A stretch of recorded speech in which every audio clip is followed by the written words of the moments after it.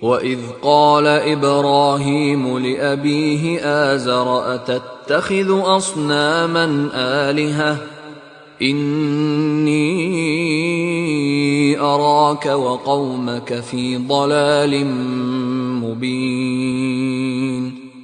اور وہ وقت بھی یاد کرنے کے لائق ہے جب ابراہیم نے اپنے باپ آزر سے کہا، تم کیا بتوں کو معبود بناتے ہو؟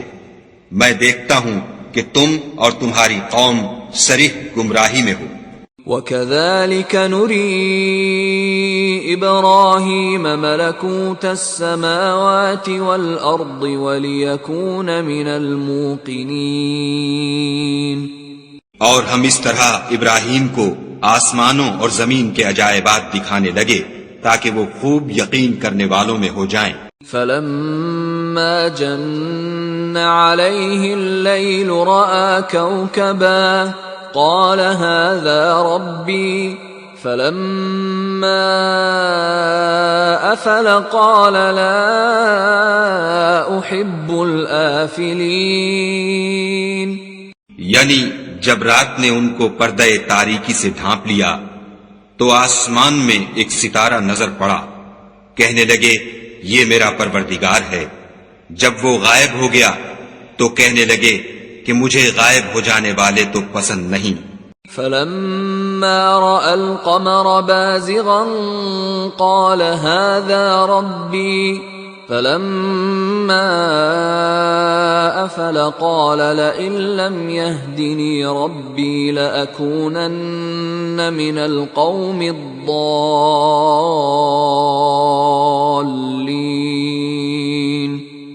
پھر جب چاند کو دیکھا کہ چمک رہا ہے تو کہنے لگے یہ میرا پروردگار ہے، لیکن جب وہ بھی چھپ گیا تو بول اٹھے کہ اگر میرا پروردگار مجھے سیدھا رستہ نہیں دکھائے گا تو میں ان لوگوں میں ہو جاؤں گا جو بھٹک رہے ہیں۔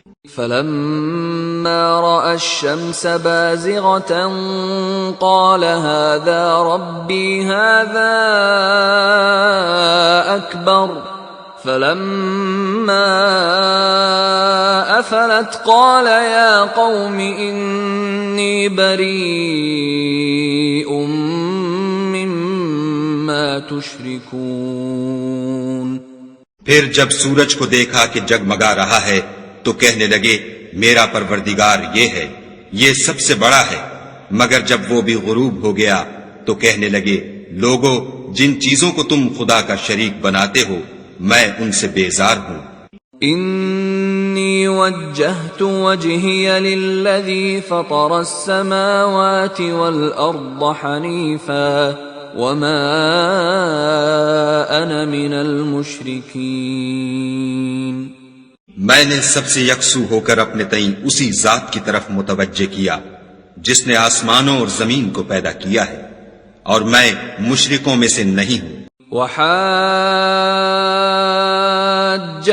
قومه قال أتحاجوني في الله وقد هدان ولا أخاف ما تشركون به إلا أن يشاء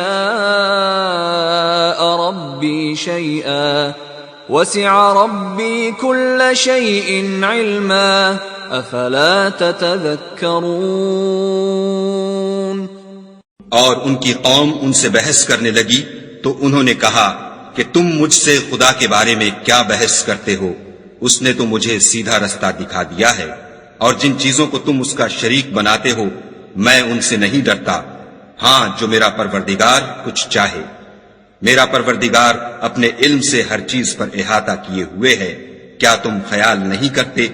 وَكَيْفَ أَخَافُ مَا أَشْرَكْتُمْ وَلَا تَخَافُونَ أَنَّكُمْ أَشْرَكْتُمْ بِاللَّهِ مَا لَمْ يُنَزِّلْ بِهِ عَلَيْكُمْ سُلْطَانًا فَأَيُّ الْفَرِيقَيْنِ أَحَقُّ بِالْأَمْنِ إِن كُنتُمْ تَعْلَمُونَ۔